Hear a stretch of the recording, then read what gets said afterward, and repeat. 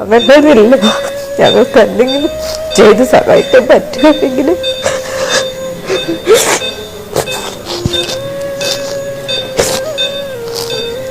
ഞങ്ങളുടെ കുട്ടിക്ക് വേണ്ടിയിട്ട് പറ്റണം.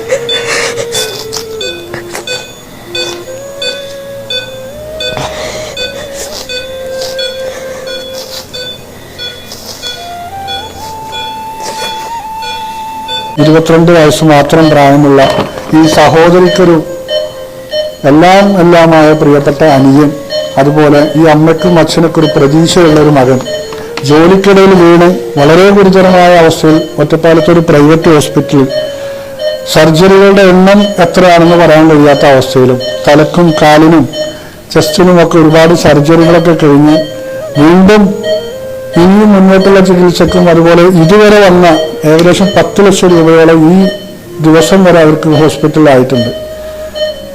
അതടയ്ക്കാനും അതുപോലെ മുന്നോട്ട് കൊണ്ടുപോകാനും അവൻ്റെ ചികിത്സയിൽ അവനെ ജീവിതത്തിലേക്ക് കൊണ്ടുവരാനും അവരുടെ കയ്യിൽ സാമ്പത്തികമല്ല.